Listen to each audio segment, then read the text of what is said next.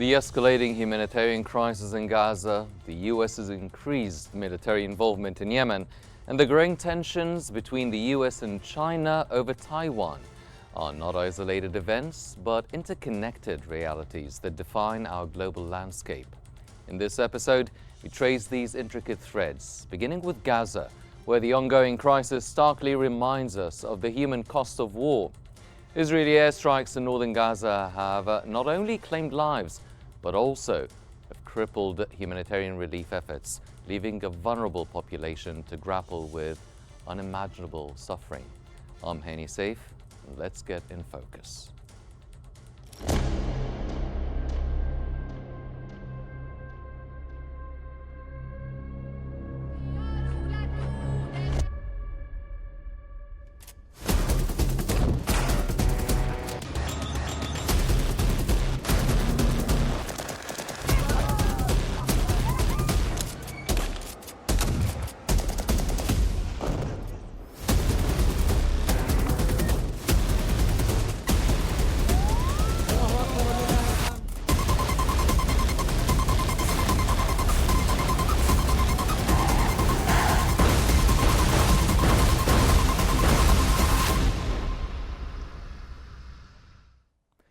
The MSF report, Gaza, Life in a Death Trap, paints a devastating picture of Gaza's collapse under Israel's ongoing siege, repeated bombings and denial of humanitarian aid. Over 45,000 lives have been lost, 90% of the population is displaced, and essential infrastructure, including healthcare, has been obliterated. MSF describes the conditions as apocalyptic, with no safe place and no escape for civilians. These actions, increasingly seen as genocidal, demand immediate global intervention. An urgent ceasefire and unimpeded humanitarian access are critical to prevent further loss of life and irreversible devastation in Gaza.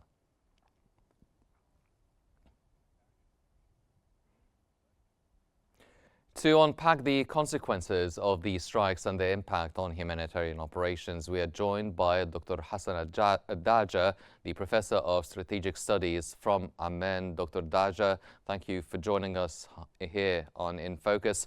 Now, what is your assessment of the recent Israeli strikes on northern Gaza, particularly the targeting of refugee camps and schools?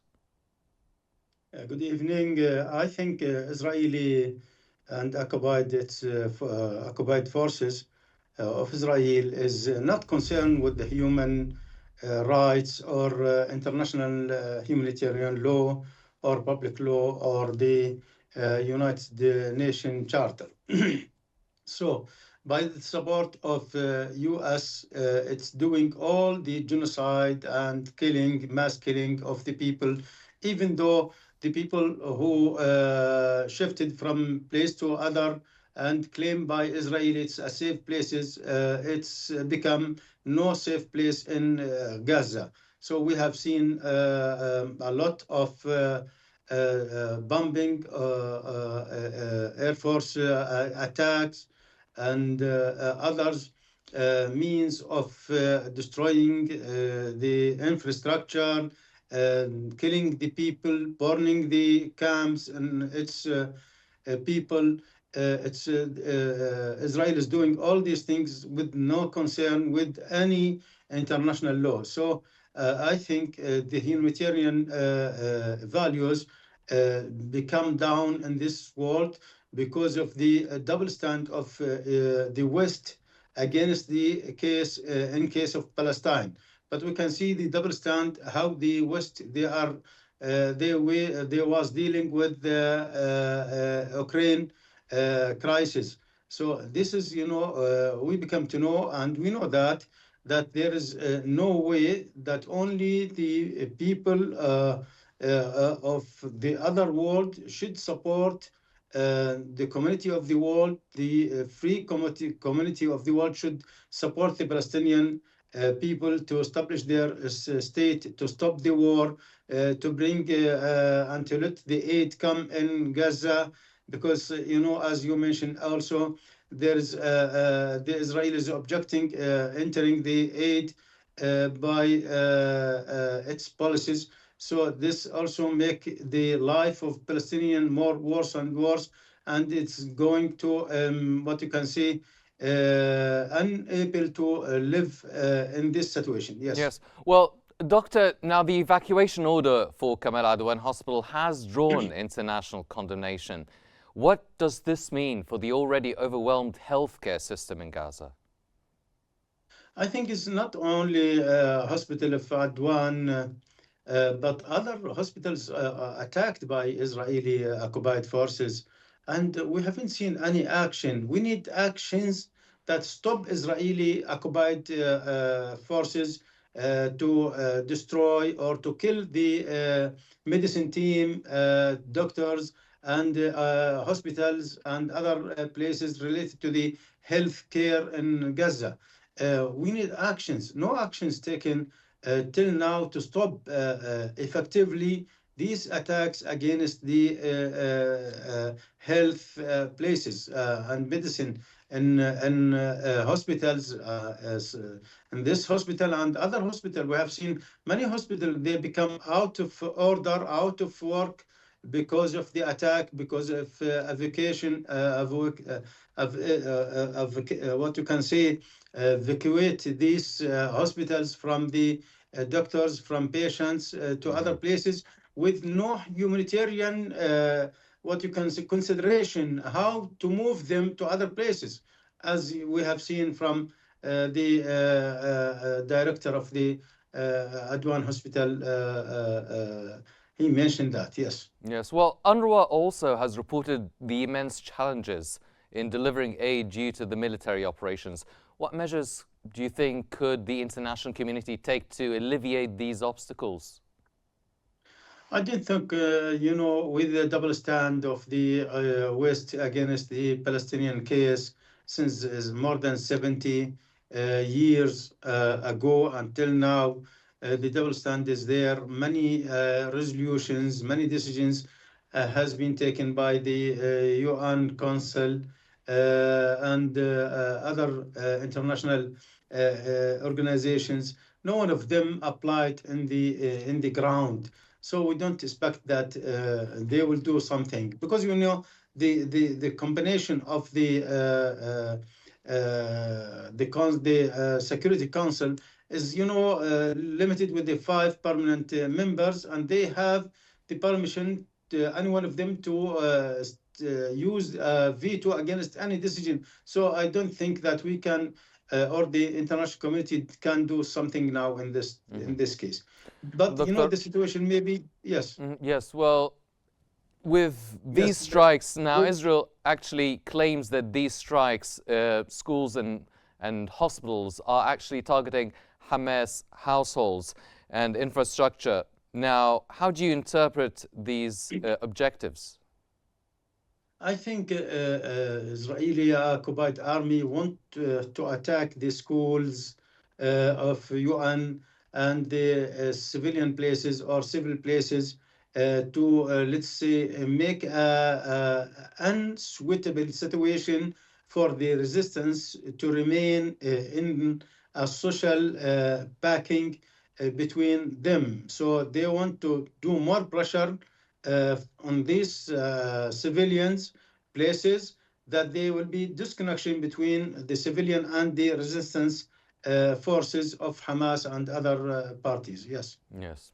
Dr. Hassan Al-Daj, the Professor of Strategic Studies at Amman, from Amman, thank you very much for joining us. Now, this tragic story of displacement and suffering sets the stage for our next segment, where we turn our focus to another region in turmoil, Yemen, where escalating tensions involve multiple global powers. Now, as the crisis in Gaza unfolds, another flashpoint is brewing in Yemen. The United States has intensified its military engagement targeting Houthi positions in response to escalating missile attacks. These developments in Yemen, a key theater of regional and international power struggles, highlight the intricate web of conflicts that connect the Middle East. The Wall Street Journal's headline, Israel's enemy in Yemen proves hard for U.S. to deter, captures a critical development in the evolving dynamics of the Middle East. The Houthis, undeterred by extensive U.S. military action and sanctions, continue to pose a significant challenge, not only disrupting Red Sea trade routes, but also showcasing their growing technological sophistication. This piece underscores how the Houthis have shifted from a local militia to a key player in the region, while exploiting the conflict with Israel to bolster their standing domestically and regionally. The question now is, how will global powers respond to this increasingly sophisticated and emboldened group that appears undeterred by conventional strategies?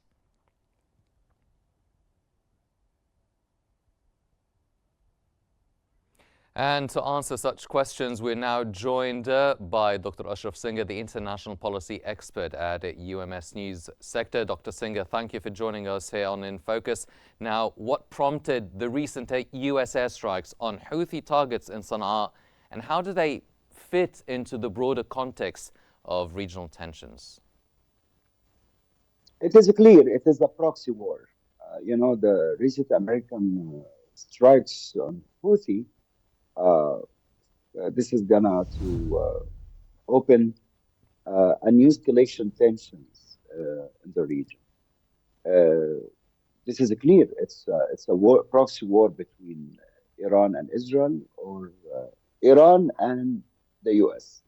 So the Houthi, backed by Iran, have already increased, increasingly aggressive, using missile or ballistic missile that targeting, either ships in the middle in the Red Sea, or targeting Tel Aviv or major cities in Israel.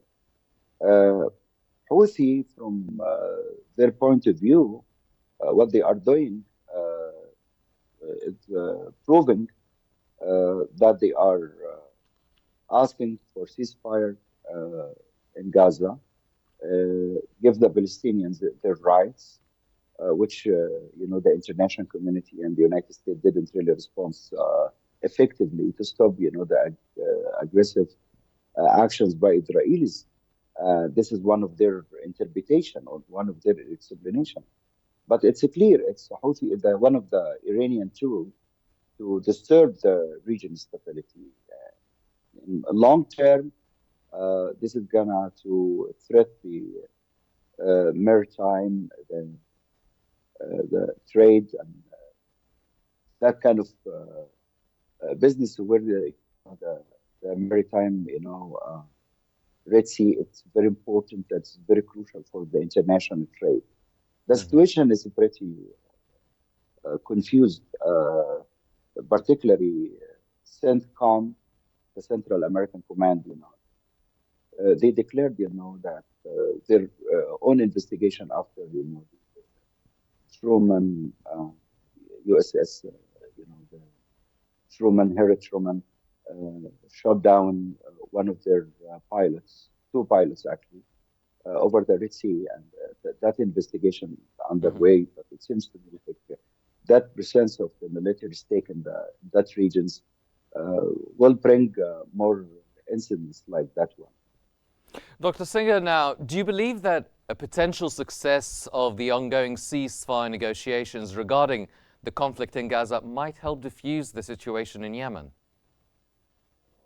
I don't think so. Yemen or Houthi will present, the interests of Iran, no doubt about that. So, the question is not about Gaza now. It's about the Iran. Iran is facing a crucial moment in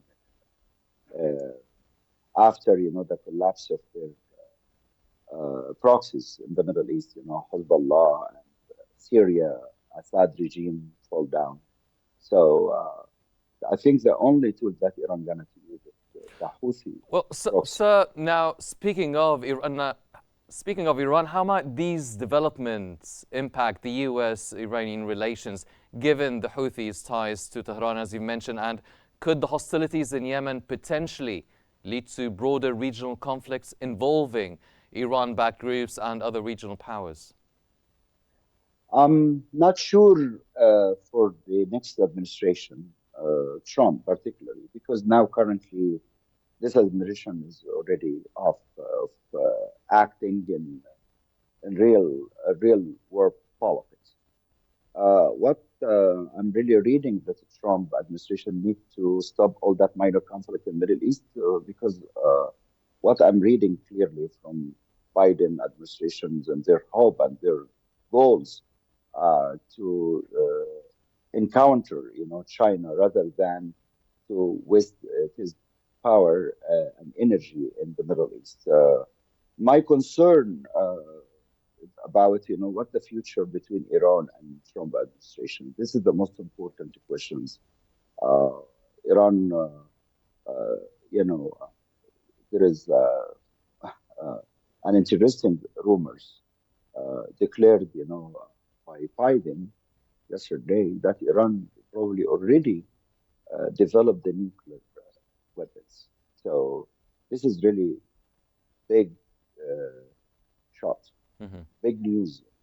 If Iran already developed nuclear weapons, this is mean that in terms of deterrence theory, probably it's pretty hard that Americans or Israelis to attack Iran or working hard to remove, the current regime in Iran. Seems to me Houthi gonna to stay for a while, representing Iran interest. Iran is showing will show it is salience in the Middle East coming. Of course, not now. Probably Iran try to engineering, its policy by different means and different ways. But by the end, Middle East, it's unstable region for coming years. And I don't know exactly if that kind of non-state actors plus state actors, they are they are involving in different incidents, different conflict. Israel, Palestine, one of them, Syria, second, Yemen, third, Sudan, Libya. It's a pretty unpleasant picture in the Middle East, unfortunately. But the So, situation is. so you highlighted the Red Sea's strategic importance for global trade, which is undeniable, and you also highlighted the downing of the two U.S. Navy pilots. Now, how significant is the threat posed by the continued Houthi aggression to international shipping? This is bad news for Egypt first because of the Suez Canal. Second, bad news for international trade business, particularly Chinese and India. Um, you know, um, uh, I see that China is facing a very huge challenge. That actions in by Houthis in the Red Sea. China, needs to improve its trade volume or increase the trade volume with many countries beyond the Middle East, Europe, one of them. So, in terms of the global powers competitions, Middle East crisis now, all that number of crises in the Middle East, I can declare it clearly. It's global power competition between the US and China. And unfortunately, who will pay that price? Most of the countries in the Middle East. Unfortunately, this is the history told us, many years, many decades, that the small Yes. countries, like the Middle East countries, they're gonna will pay the price of that kind of the global power competition. Unfortunately. Dr. Ashraf Singh, the international policy expert at UMS News Sector, thank you very much, sir, for your insights. And from Yemen, we shift our lens to the Pacific, where rising tensions between the US and China over Taiwan have profound implications for global stability. From the Middle East to East Asia, the undercurrents of global power dynamics ripple across continents. The US's latest arms deal with Taiwan has further strained its already tense relationship with China. This development comes amid Beijing's growing military assertiveness in the Pacific, adding yet another layer of complexity to an increasingly polarized world. As reported by The Independent, China is warning that the US is playing with fire by supplying weapons to Taiwan, underscores the rising tensions in the Taiwan Strait. Beijing's assertion that these actions violate the One China principle and sends a gravely wrong signal to so-called separatist forces highlights the deep sensitivities surrounding this issue. With the Biden administration's latest $571.3 million military assistance package and additional arms sales, the stakes are higher than ever. The question now is whether this strategy will bolster Taiwan's defense capabilities or escalate tensions to a point of no return, as Beijing vows to take all measures necessary to defend its sovereignty.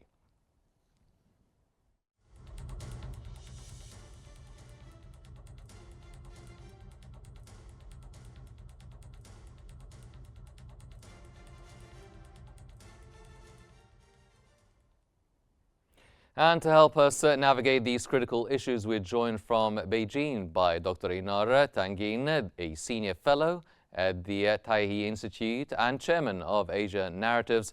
Dr. Tangin, thank you for joining us. First, how significant is the recent U.S. arms deal with Taiwan in the broader context of U.S.-China relations?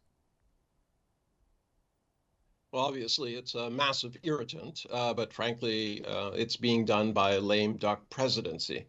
I think everybody is watching with equal trepidation what is going to happen when Donald Trump actually gets into office.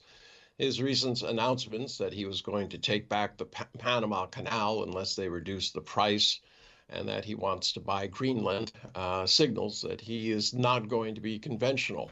On the other hand, when he was asked previously about how he would respond to any attack on Taiwan, he said that he would raise tariffs as opposed to the 5 times when Joe Biden said that the U.S. would stand militarily behind Taiwan. Mm-hmm. Well, Beijing has strongly opposed this deal, labeling it as a violation of the One China principle. How do you see China responding in the short and long term as well? Well, as I said, I mean, responding to the Biden administration at this point is kind of is pointless. I mean, he's about to go. We just have a little bit more time left, less than 30 days. And as I said, he will be history. The new president will be Donald Trump once again. There will be some, I imagine, token where they say, look, don't do this. We're going to further restrict something militarily, perhaps sanctions on another U.S. company or companies or individuals who are participating in the arming of Taiwan. But I don't expect a massive show of force or anything like that, because, as I said, this is a lame duck presidency. It seems almost as if Joe Biden is trying to antagonize the Chinese to draw out some sort of action where he can say, look, you see, that's why I'm doing this. This is why I'm arming Taiwan. Mm-hmm. Well, what sort of strategic considerations behind Washington's actions? Well, I mean, as I said, this is not Washington. This is Joe Biden and his administration. They're trying to, in both theaters of war, Ukraine, Israel, and now trying to exacerbate things in Taiwan, as well as the South China Seas through the Philippines. There seems to be this desire to justify all the time and expense by, throwing more gasoline on the fire. I think everybody realizes this is the case, and as a result, they are just kind of standing by and, as I said, waiting for whatever it is that Typhoon Trump brings. Mm-hmm. Well, do you see that this arms deal, might it prompt further military drills or aggressive posturing by China near Taiwan and escalate tensions within the whole region? Well, the escalation of tensions in the region is done by the United States. It is not by China defending what has been acknowledged to be its territory.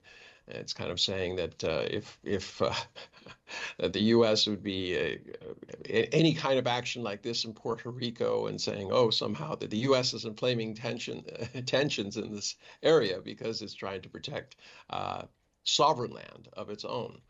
Despite the fact that Puerto Rico isn't actually represented at the House of Representatives or Senate level. This narrative that somehow China is the one who is provoking things is something that Washington likes to push, as they are in fact the ones trying to create a situation which justifies all the things that they've done. As I said, this is just merely a fig leaf trying to get Beijing to respond. And I don't think that Beijing's going to take the bait with a military response. As I said, it'll probably be economic. Dr. Tanguin, thank you for providing a clearer understanding of this critical issue. The US-China rivalry over Taiwan is not just a bilateral matter, but also a key driver for global geopolitics. And by this we conclude today's episode of In Focus. From the humanitarian crisis in Gaza to escalating tensions in Yemen and the Pacific, these stories highlight the interconnected challenges shaping our world. Thank you for joining us on In Focus, and stay tuned for more updates here on Q News.